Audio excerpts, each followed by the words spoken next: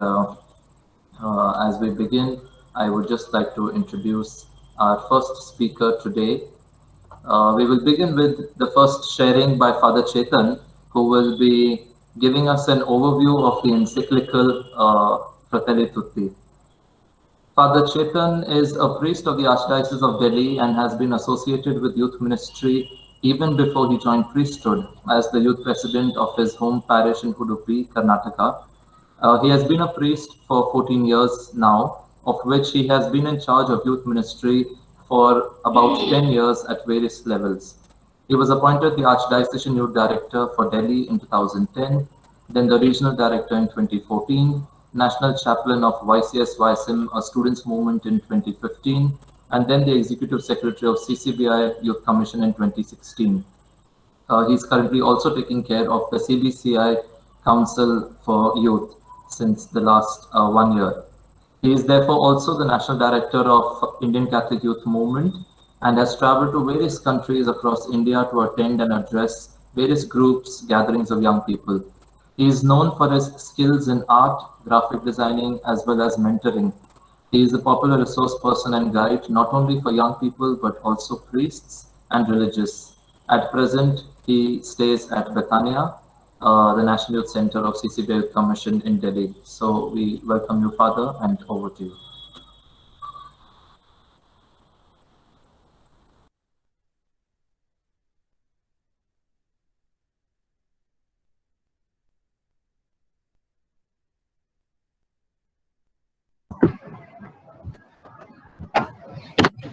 Hi, good evening. This is Father Chetan from Delhi, and thank you, Percival, for that introduction. Youth Commission and Commission for Theology, that is Father Francis, who is here. He was my professor in Vidya Jyoti. We are organizing this.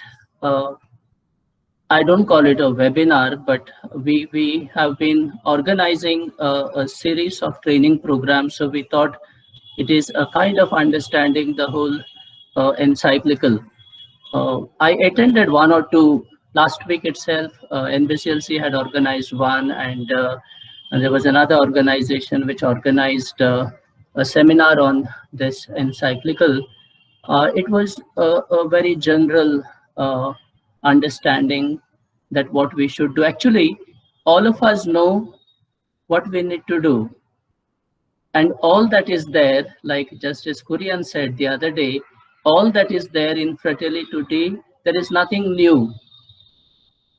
But when you try to understand the whole of the concept that Pope is putting forward, I think everything seems to be new, because though we know we have not done a lot of things. So let's see, I'm only trying to give you an overview of the entire encyclical, what is there, and then people who are coming after me, they are greater than me, because one of them is my professor, and then Sister Inigo, uh, they will give you a very focused understanding of this document. So let's go through the encyclical straight away. I have this presentation. What is it? The third encyclical of Pope Francis after Lumen Fide and Laudato Si. We have heard about these two encyclicals, and signed on 3rd October 2020 in Assisi, Italy. On what is it based? The basis, the questions about fraternity and social friendship that have concerned Pope in recent years. Say last 5 to 6 years, the incidents that have taken place. See, some of these images maybe you will be able to see later. There are a lot of things that have happened in the world, in different countries, and that is concerning. Actually, that is bothering our Pope. And based on that, he has written these themes put forward in the document on human fraternity for world peace and living together, which the Pope signed jointly with the Grand Imam Ahmad Al-Tayyib in February 29. I think that was a very historical moment.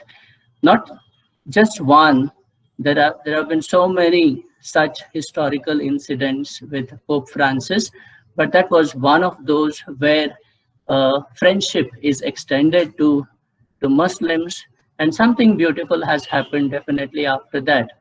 What does this encyclical propose? It is a social encyclical dedicated to fraternity and social friendship. It treats the universal dimension of the doctrine of fraternal love. Its aim is to put forth a new vision of fraternity and social friendship, and it encourages us to dream as a single human family and as fellow travelers sharing the same flesh.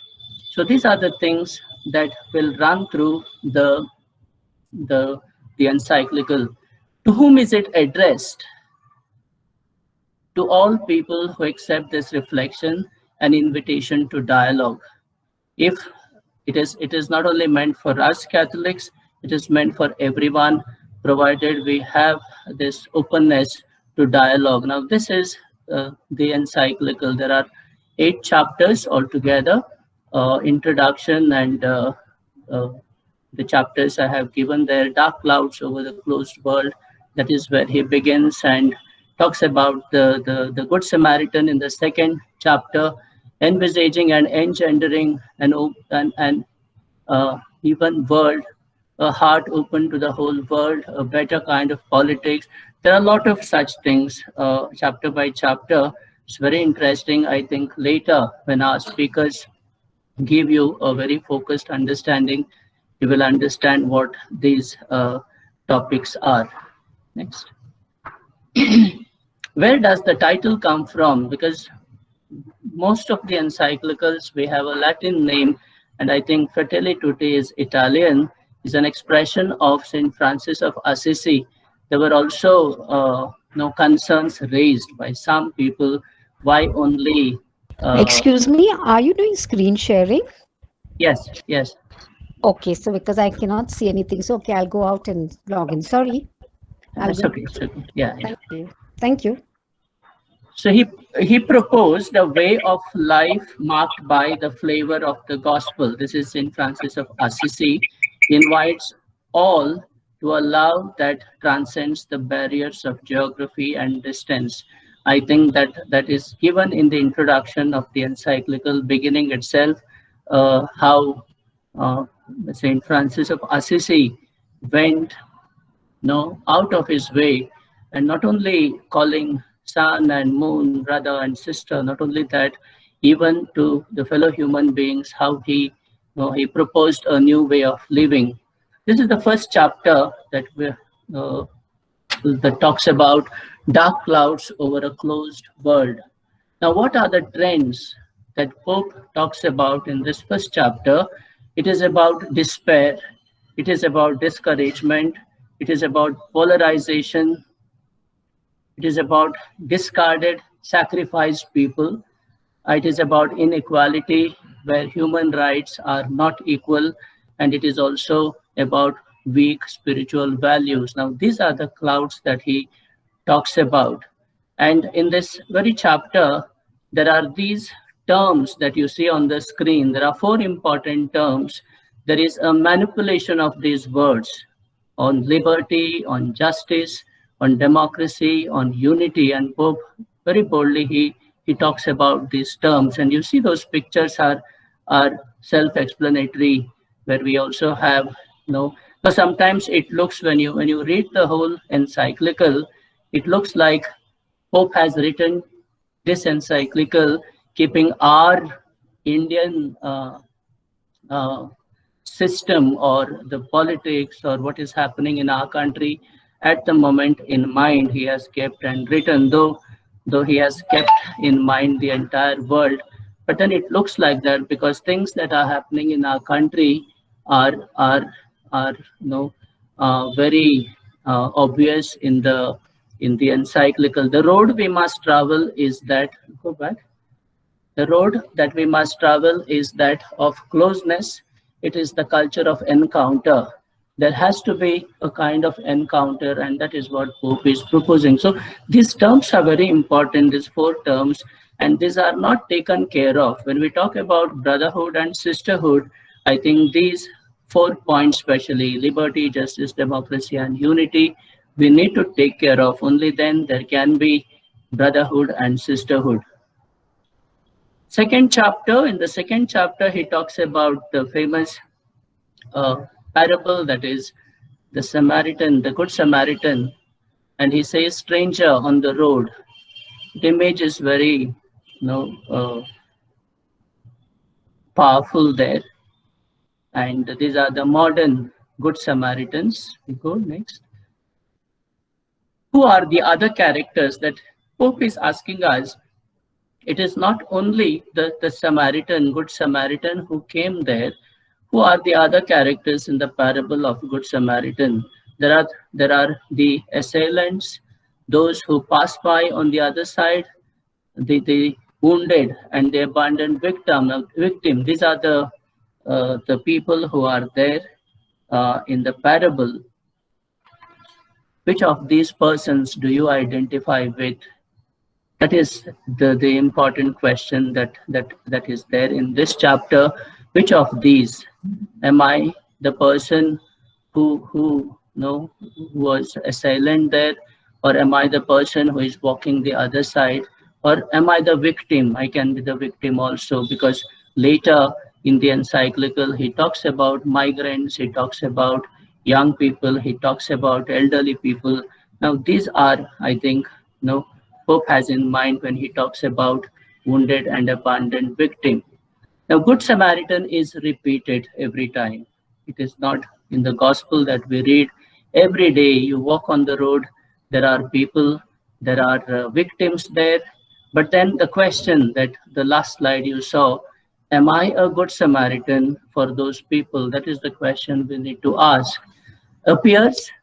Now, there are appeals made to determinism or fatalism to justify our own indifference at times. That is what you see in the second chapter. So very, very often, I and you, we become very indifferent. Society tends to ignore others, especially the weak.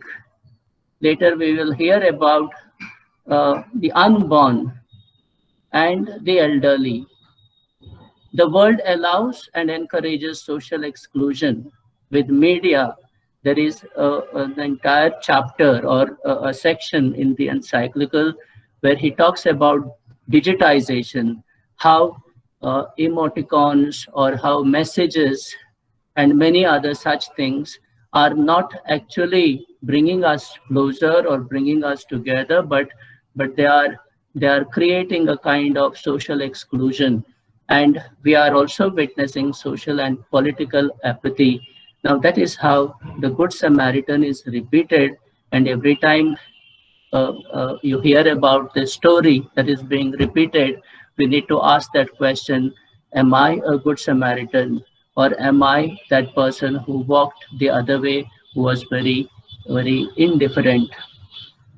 Later, that is the third chapter, envisaging and engendering an open world. Next. The call to universal fraternity requires openness, that you see in the third chapter. Human beings find their fulfillment in the sincere gift of self to others. Love calls for a greater ability to accept others and reach out to the margins, people who are in the peripheries. A love capable of transcending borders is the basis of social friendship. Now, the entire encyclical, you will hear these terms of social friendship, how one needs to work, to bring all these people closer, and how we can give ourselves to those people. How to achieve this? Now, Pope is not only posing questions, he is not only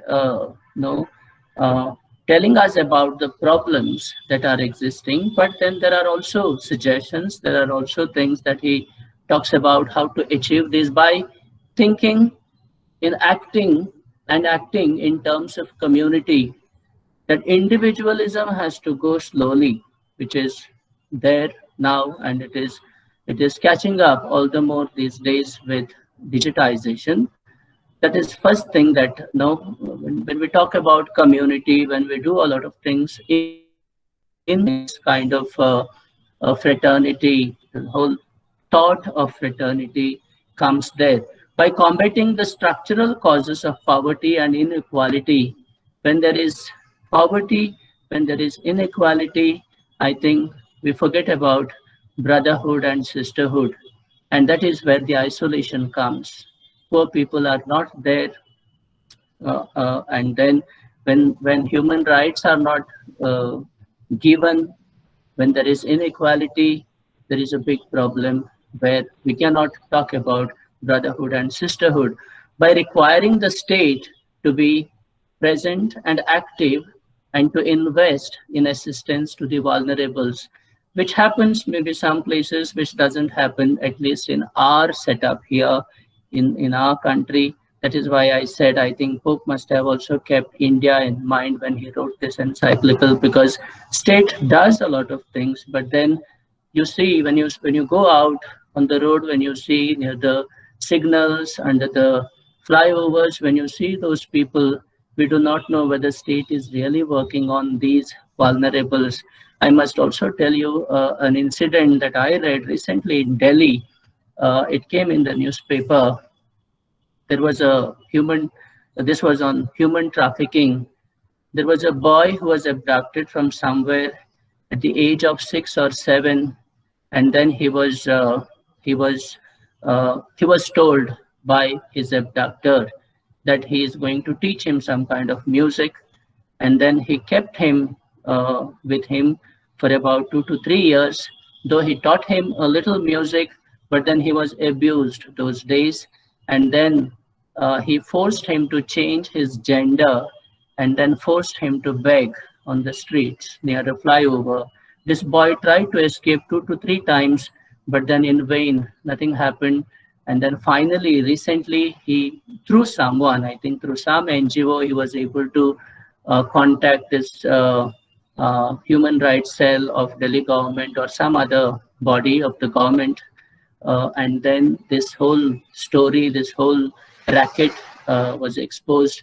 Now these things happen, and if government or the state is not doing anything, I think there will be a big problem when we talk about brotherhood and sisterhood. Now, who is a brother to these people or a sister to these people? By ensuring that no one is excluded, that is how we achieve.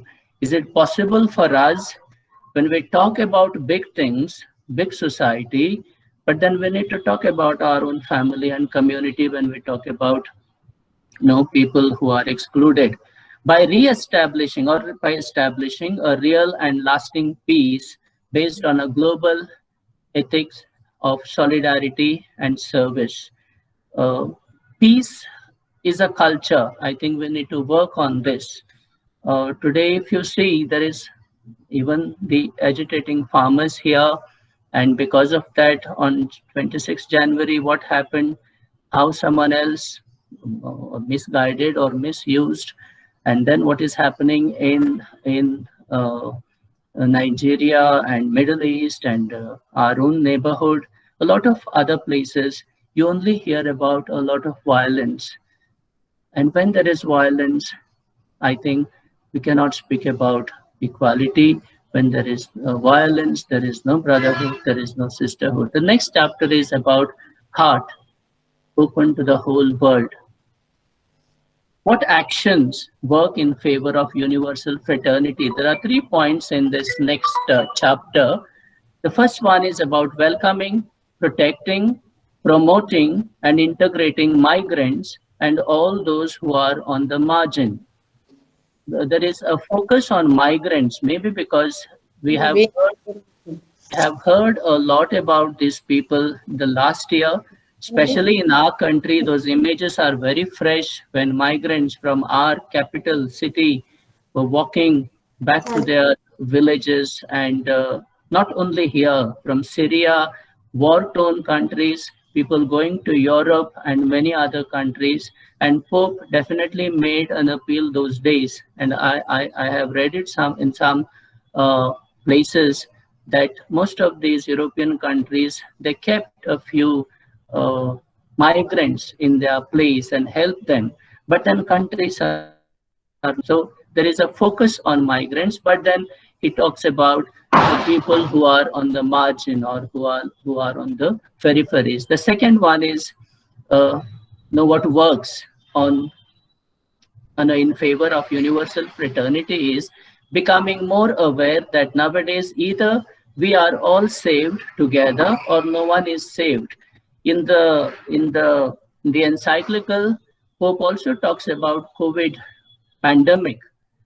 The reference is made to also explain how people have now realized that we need people who are around us. It is not me, the powerful person, or me, a powerful country that is saved, but then you need everyone. There were a lot of people like those frontline workers, the health workers, or people who kept our cities clean, the doctors, nurses, and a lot of even cops, police department, everybody. Now all of them together, that is what Pope is trying to say.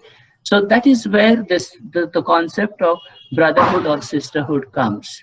Because I need to live with someone else and I need him or her for my existence. So that is the second thing. And the third one is forging a global juridical, political, and economic order that favors the development of all people in solidarity, which is not there. But then who is going to work? We do not know. World Bank is going to work on this, or United Nations is going to work on this, to have a global plan, to have some kind of equality, even economic development where everyone benefits. The next one is, what is gratuitousness? Doing something simply because they are good in themselves. Now, there are certain deeds that we do not by looking at a person or looking at his background, no, but that deed itself is good. Can give a lot of examples, it will come later. Second one is acting without concern for personal gain or recompense. That is where a person becomes a brother or a sister. Welcoming strangers, even though this brings us no immediate tangible benefit.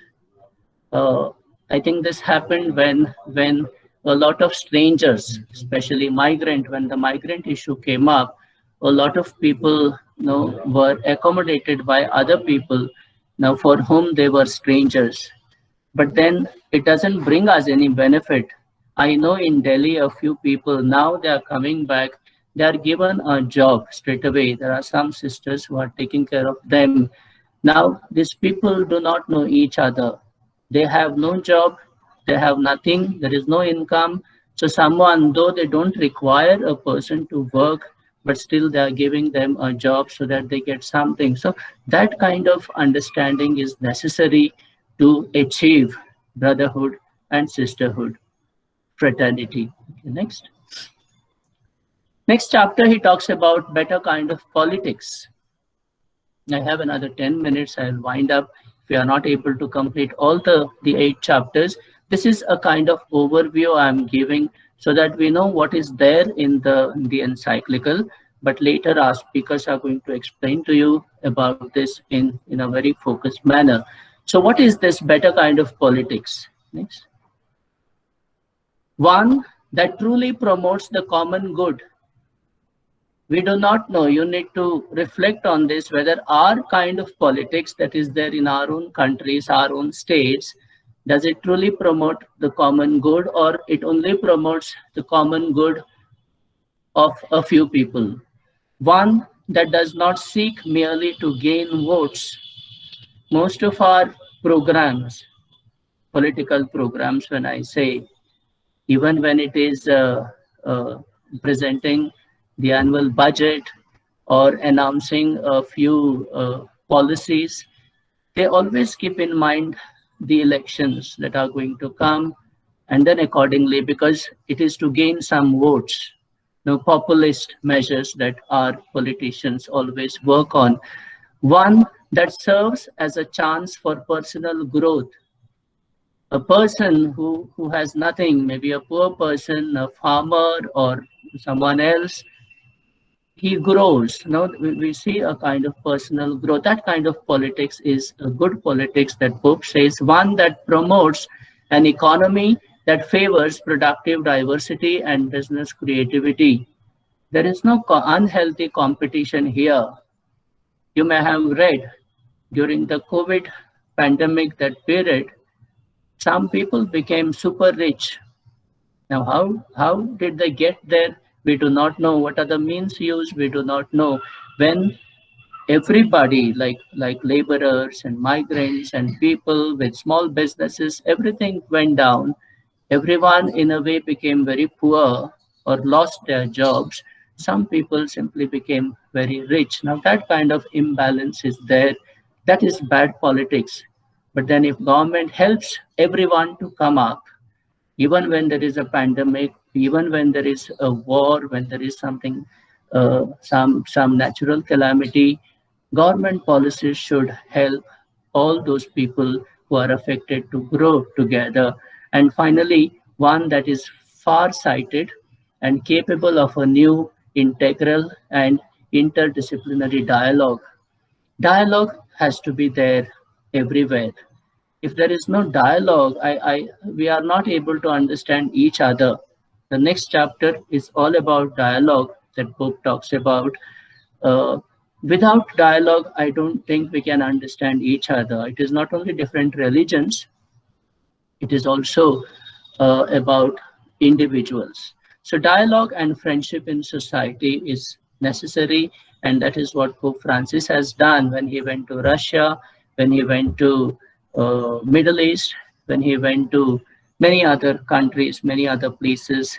The way he goes out of his way and meets those people, he hugs them, and he gives a very positive message of brotherhood. What does it mean to dialogue? It is very basic. When you read, you will know, oh, all these things we know already. That is what I felt when I read the encyclical.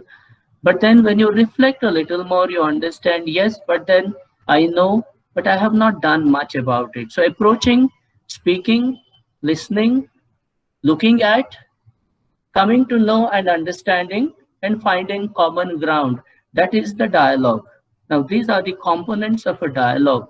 If these are not there, if it is only speaking, sometimes when we talk about Indo-China dialogues, it is, I do not know, because we do not know what happens there, what kind of dialogue. But reading from here and there, gathering a few things, it looks like it is not a dialogue, it may be a monologue or a kind of, what do we say, war of words sometimes. Sometimes it is only blah, blah, blah speaking, and sometimes it is only finding what is wrong in each other. But then if these components are there, put together, and then find something that is good, common good, we need to find something that I also agree, someone else also agrees, and that is where the dialogue begins. Each of us can learn something from others. That is what Pope says. No one is useless and no one is expendable. All of us. That is the equality that we need to talk about. We sometimes we are not very highly qualified, and sometimes we may consider ourselves not capable. But I think if God has created us in His own image, unique, I think all of us have a lot of things to give and a lot of things to take from others. I think that is where the dialogue takes place. And then there are two more chapters, that is chapter 7 and chapter 8. I'm not going to explain that because we have our speakers who are ready to give us a focused understanding on that. The next chapter is about paths of renewed encounter.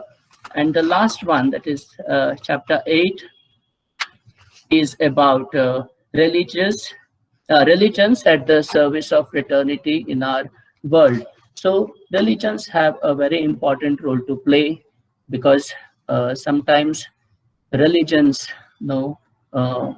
sometimes the way we give an understanding that two communities become enemies, and what is happening between Muslims and Christians in some countries, in our own country, sometimes Hindu Muslim, Hindu Christian, that kind of polarization is always there.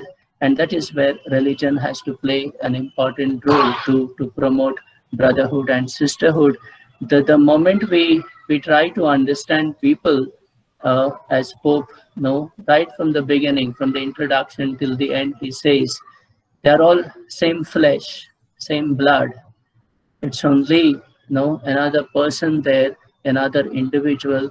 I need to understand him and her as that person is, and then the dialogue is possible. Then we can talk about brotherhood and sisterhood. Just to conclude this overview, there are a lot of things. As I said in the beginning, it looks that I know everything when I read, but then what happens is, though I know everything, I have not done much to achieve this. Am I a neighbor is the question that we need to ask towards the end after reading. I can say we need to become brothers, we need to become sisters, we need to have dialogue. We can go on lecturing and we can talk about that. I need to become a good Samaritan. But then does it really happen in reality? When I am there out on the road, when I look at a person, a beggar, or a person wounded, a person under the flyover, does this thought sometimes prick me that am I his neighbor? Now, these are not only those people that we talk about. There are a lot of people wounded in different ways, in different sense. But then, am I there to understand that person? Now, that is what Pope is asking. I think whole concept has to change. The concept of politics, concept of social media, the dialogue, there are a lot of things that he talks about. It has to change. The moment I change, I think the brotherhood and sisterhood that he speaks in the encyclical is possible. So thank you very much. That is in general what the encyclical talks about. We will have the focused discussion when our other speakers give us the understanding. So thank you very much. And if there are any questions, we can take up at the end. Thank you very much.